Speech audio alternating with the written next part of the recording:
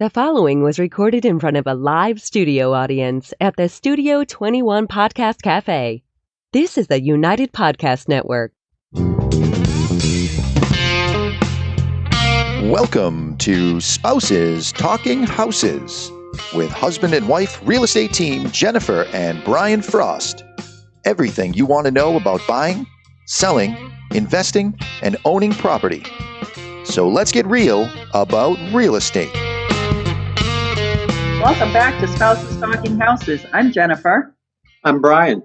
And today we have a guest, Matt DePippo from RMS Mortgage, and we're going to get real about improving your credit score. Welcome, Matt. Well, thank you for having me. Tell us a little bit about yourself. So I am a loan officer. I work for Residential Mortgage Services. I've worked with the company for almost 5 years now. And I started as a loan officer assistant, which basically means I was assisting another loan officer with getting loans set up and getting them essentially cleared to close and working with underwriters and our processors. So I've got a pretty good background and foundation in lending. And yeah, I love it. I've been doing it since 2015. I got hired right out of college. So, well, we really enjoy great working job. with you, Matt. Thank you. Thank you. Thank you. So, Brian, do we want to give a glimpse into the realtor life as we self-quarantine? Sure. I mean, we're still open for business. We're actually very busy, working on a couple of CMAs this week, trying to prep a couple of properties. I also just received a desktop appraisal assignment for a purchase in Hudson that I'll be working on this week. So that's encouraging because I haven't really seen those come across as an option yet, but it's good to finally get one. Yeah, and we also have some buyers that are moving forward on their closings and also making offers. We're distancing as much as we can. I mean, I still have the same full tank of gas that I had 2 weeks ago, which is amazing. So we only go outside and meet face to face when it's absolutely necessary. Otherwise, everything is being done virtually. And the state of New Hampshire has put down a stay-at-home order, which means that we are considered a necessary, essential business. Essential. We're considered an essential business so we can continue to operate, but we can't have open houses. We can't have people come into the office. Closings are happening with literally trucks in the parking lot and people using their own pens and separate stacks of papers and what have you. So we are being extremely cautious in using technology, but we're still out there. There's over 3,000 homes for sale in New Hampshire, and those people need to move, and they do still need our assistance. So anyway, let's just talk about improving your credit score. I thought this would be a great topic right now because if you are at home and you find yourself with a lot of free time on your hands, this might be a really good project to tackle that'll pay dividends. So, Matt, what is good credit? What do we mean when we say good credit? Yeah, I mean, it can mean a few different things. Before we get started, I'll just give a legal disclaimer that I'm not licensed to give advice on credit repair or credit rehabilitation, but I can give some best practices. So that's what we'll go over. The way credit relates to lending, in case people don't know, is when you apply for a mortgage, one of the things that we look at is your credit score.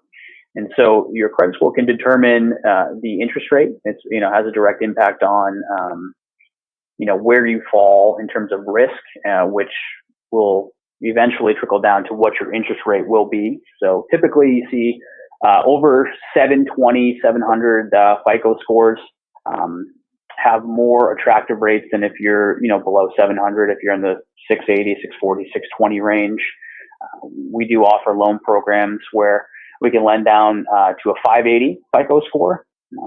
Recent events have changed that, so they've increased it slightly. So right now we're at a 640 for a minimum FICO score for most of the loan programs that we offer. But if you're looking at before the COVID and kind of the chaos that we're in now, it was down to a 580. I'd say most people sit in the 680 to 720 range is probably average. But if you're coming to me with a 680 FICO score, there's a lot of programs, and you're still going to get a great interest rate. And so that would be what I would say is a good credit score. Now, where do these scores come from? Yeah, so there's 3 different credit reporting agencies: Experian, Equifax, and TransUnion. And each creditor, so like your Amex card, your car loan, your mortgage, they'll report to these agencies. Some creditors only report to 1 or 2, not all 3, which is why we have an app like Credit Karma, who is pulling only, I believe it's Experian and TransUnion that they pull from. If you have a card that's not reporting to either one of those, and it's either a beneficial card for you, or you missed a payment maybe, and it's a negative, that's why there's difference in your Credit Karma score and the card that you see on your credit card statement, the free FICO analysis. Yep. Compared to what I pull for my credit reports, because we pull from, it's called a tri-merged credit report, and we pull from all 3 bureaus. And for purposes of lending in the mortgage application, we take the middle score. So we take the highest score, we take the lowest score, we throw those out, and whatever's left over is now your score that we're going to use for pricing. I didn't know that. What do you typically see in a range on a tri-merge? Are they typically kind of tight together, or can it be kind of widely spaced? It can be widely spaced, but I'd say the average is probably 10 to 20 points. Okay. So I'll say, somebody will say, hey, I just got my FICO score and I was at a 740, right? And, they may have, the Experian may be at a 740, but the TransUnion's at a 732, and the Equifax is at 714, right? So in that case, we'd use the 732 score. How do you check and monitor your credit score? So Credit Karma is a great app. I actually use it personally. It's free, and while it's not going to give you the exact score that you're going to have when you're applying for a mortgage or a car loan or something like that, it gives you a good overview of what you have open for accounts, what your payment history looks like. An example that I like to use is that I downloaded the app and I didn't realize that there was like a medical copay that got, mailed out and lost the mail. And so like, it said there was an account in collection, which is scary. Like, I pay all my bills. What's going on with this one? Yeah. And so, if I didn't have the app, I wouldn't have necessarily seen that. And, now you go to apply for a mortgage and they say, hey, you've got a, $35 collection on your credit report. What's going on? So I was able to see that and obviously call the doctor's office, and they said, oh yeah, we mailed it out and it got returned and we never sent it back out. So, okay, well, there's no way that I was going to get that, and be able to pay it.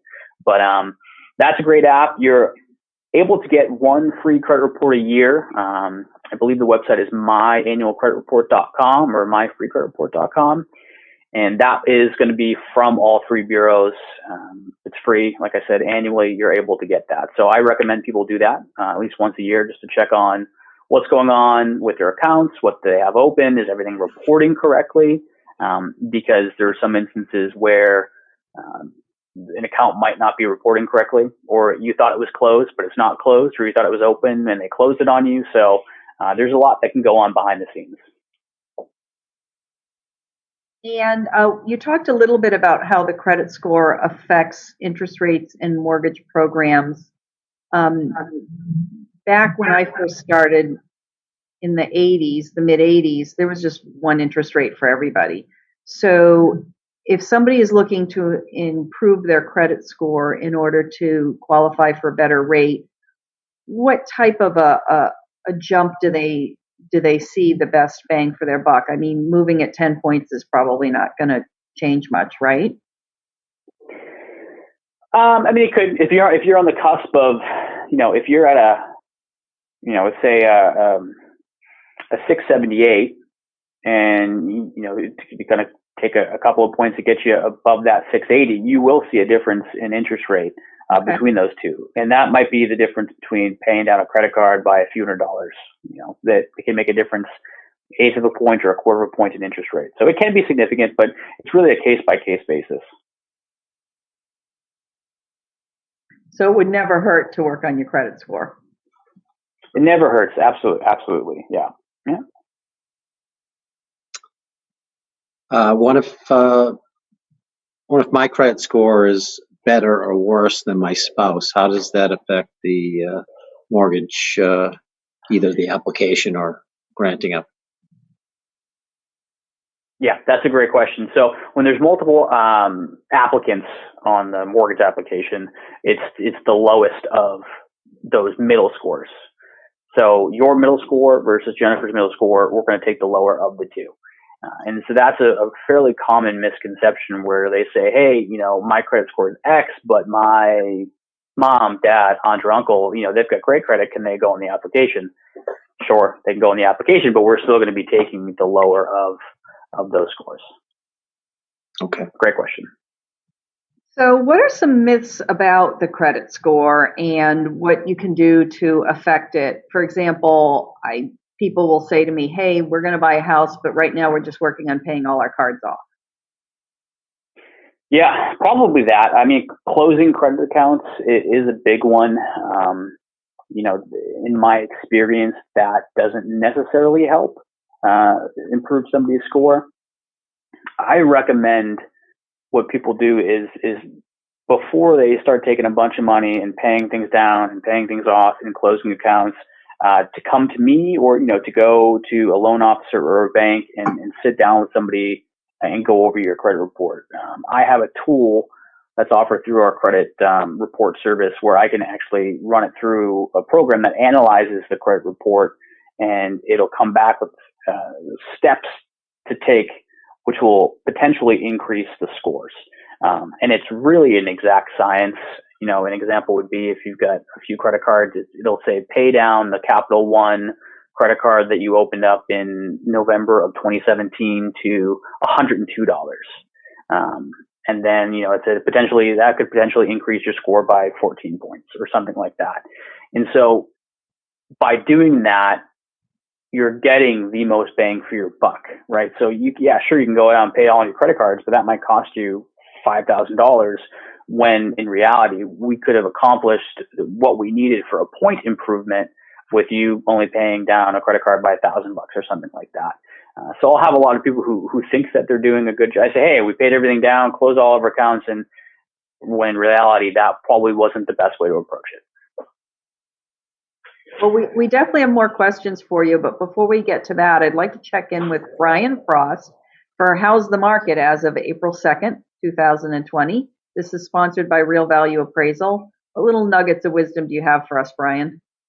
I guess I'll go with the buyer interest right now with the COVID-19 pandemic that we're dealing with this month, which is obviously changing daily, hour to hour.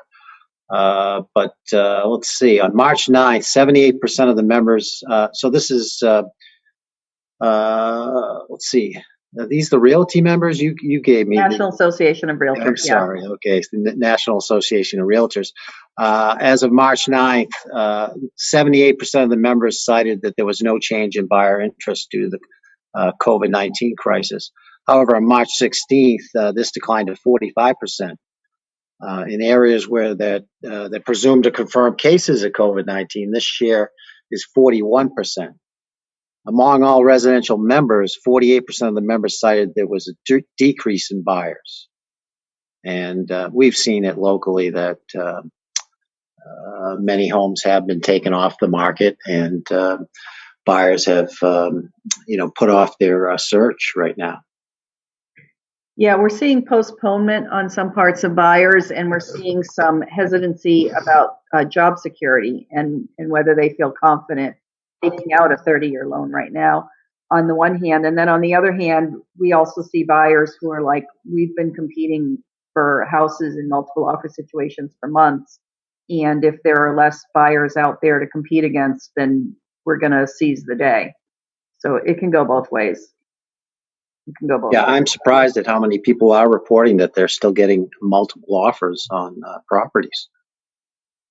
Yeah, we had a buyer just lose out on a multiple offer situation a couple of days ago. So, the market's certainly not dead by any stretch of the imagination. So, Matt, I had another question. This is something that people say to me quite often, and that is, I don't want to shop around for a mortgage lender because if too many companies pull my credit, it's going to drop my score. Yeah, very common question. Again, another misconception.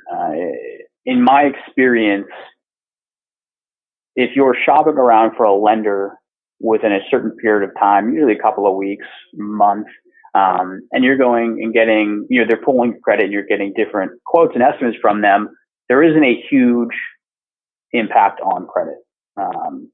And the way that I look at it and I explain to people is that if there was, right, so if you went to me and then you went to TD Bank or, a credit union, and every time they pulled your credit report, you dropped 20 points, there would be no incentive to shop around, which would be detrimental to the borrower's ability to get the best deal possible.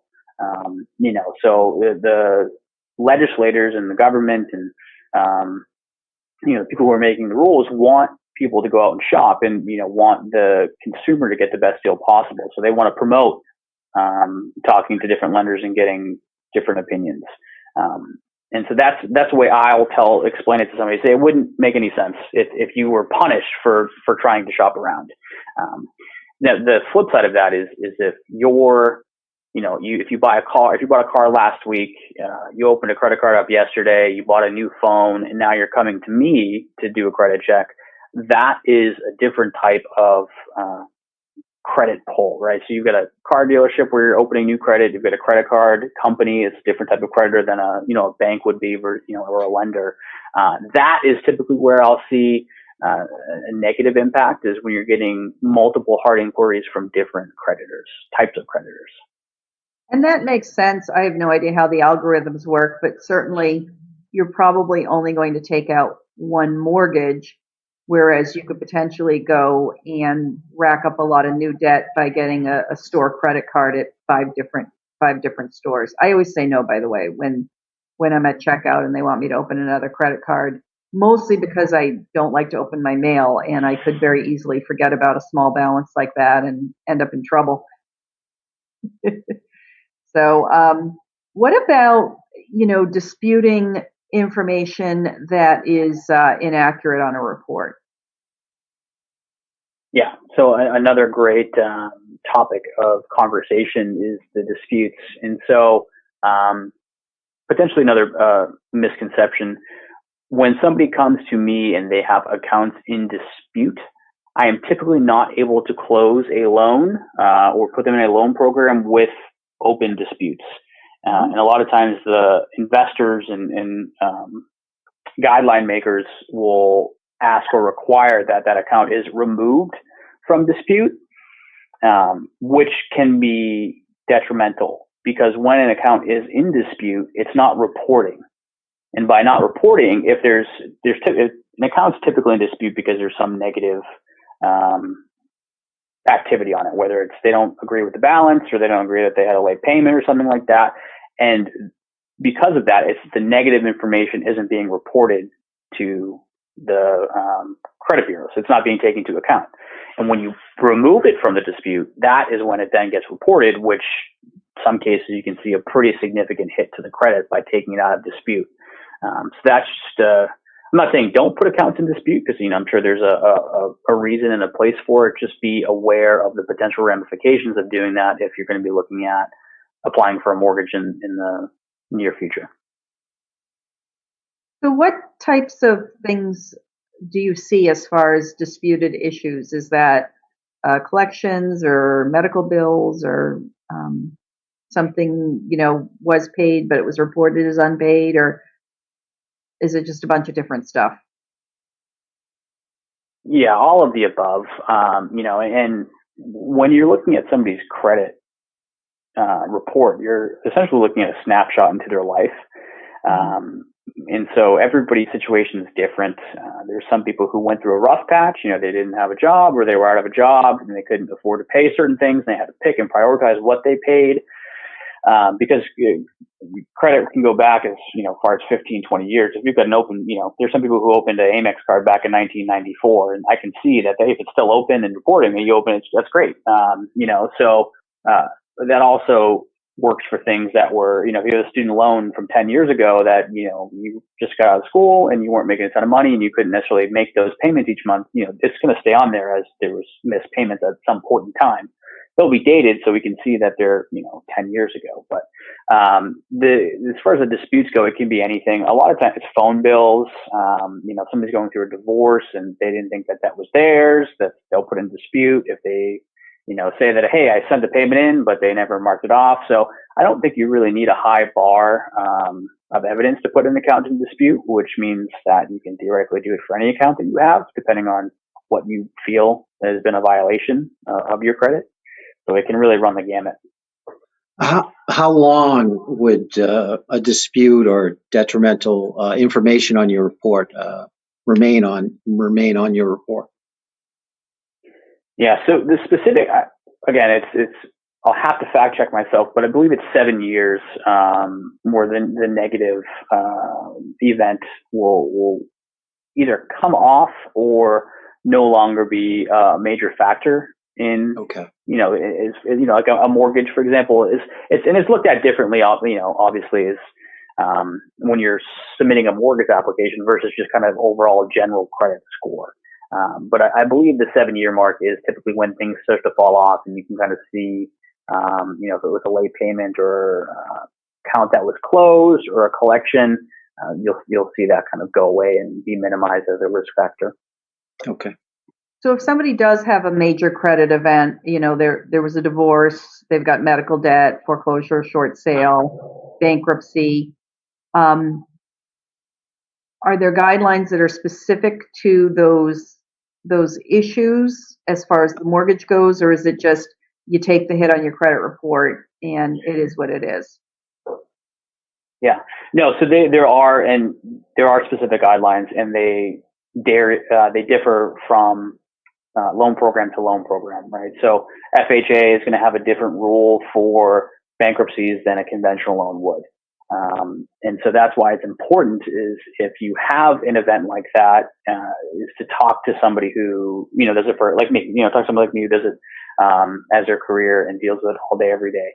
Because the guidelines can change, and the information that you got from Uncle Frank at the barbecue might not be accurate, right? So that's why there's people who are discouraged from buying because they think they don't qualify, but in reality, they're right inside of that window for FHA, but they might have been out of it for conventional. So there's a lot that could be done within the loan programs available and what RMS has to offer. So yes, to answer the question, it does vary from program to program.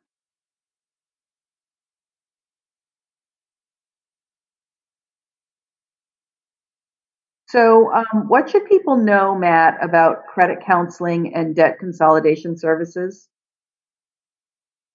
Yeah, be careful, be wary. I personally, if somebody is kind of outside of my realm of expertise or the services, out of the scope of the services that I'm able to offer, I'll usually direct them to National Credit Care. And they are a company that will work with you to improve your score. I believe they are licensed to do credit repair.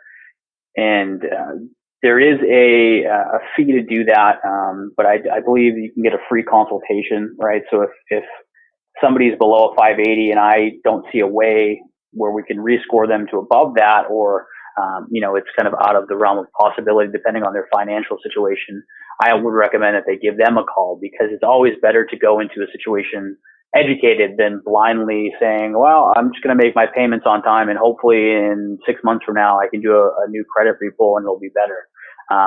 It might work, it might not work, but again, you're going to get the most bang for your buck by talking to somebody who knows what to do, what to send in, what to request, because they're able to communicate directly with the bureaus and creditors and request to have things removed or, request things be addressed. And there's customers that I've sent there have had really great success with them as a company. That's excellent. And I've heard and read about some different organizations that sound like they're there to help the consumer and renegotiate their debt.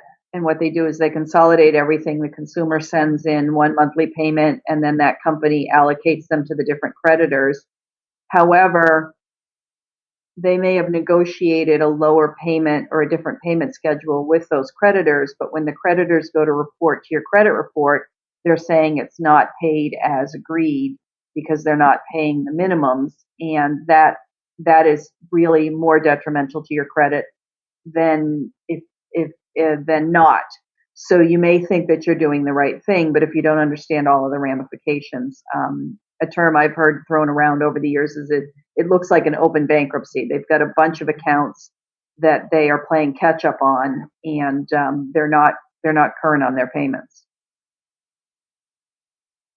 Yeah. I would agree. I would agree with that. So that's why I always will advise somebody to do their own research, learn some critical thinking skills, and don't just blindly follow, somebody's advice, whether they're a quote unquote professional or, they work for a company that will offer services like that, or they're just, one of, a friend of the book club or something like that. Because everybody's profile and situation is different. And, like you said, you didn't understand the algorithm as to how it's all calculated.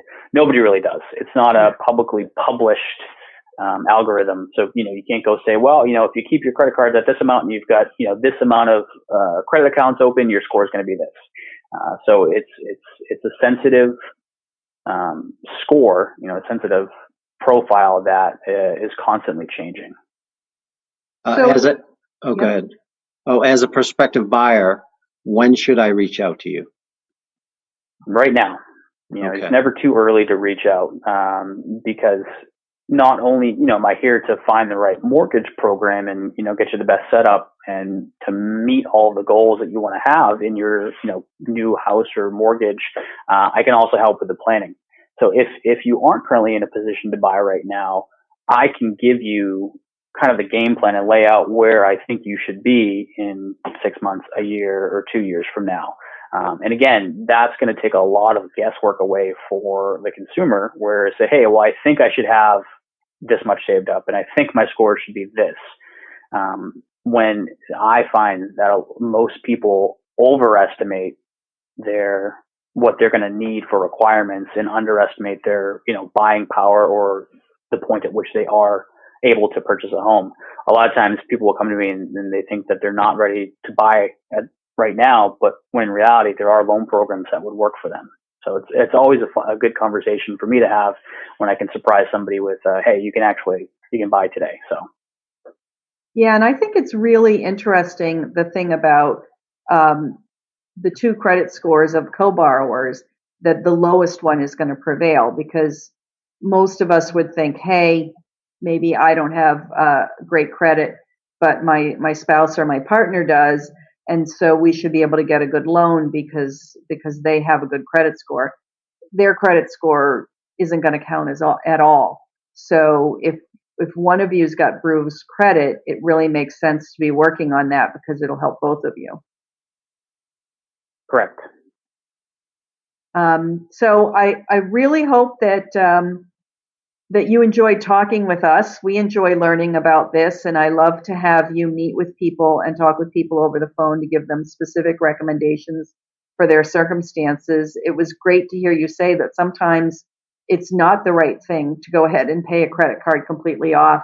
And so if that means people can allocate certain funds towards down payment and certain funds towards credit improvement, that's going to put them in a better position to buy and in a better position to get a good rate and lock in a good rate. Yeah, so, absolutely. Yeah. So Matt, thank you. Do you have any closing thoughts for us? I don't know, but thank you for having me, and I'm already a big fan of the show, so I hope continues to grow. All right, excellent. Thank you, So Matt. we hope you all enjoyed this opportunity to get real about real estate. Please like, subscribe, and share Spouses Talking Houses with your friends, family, neighbors, and your local dog walker. If you do like this show, we'd be grateful if you left some feedback. It helps people find the show. And you can find us on Facebook, YouTube, iTunes, Spotify, all your favorite podcatchers. I want to say thank you to Ben, our producer, for taping this today. And we'll see you next episode.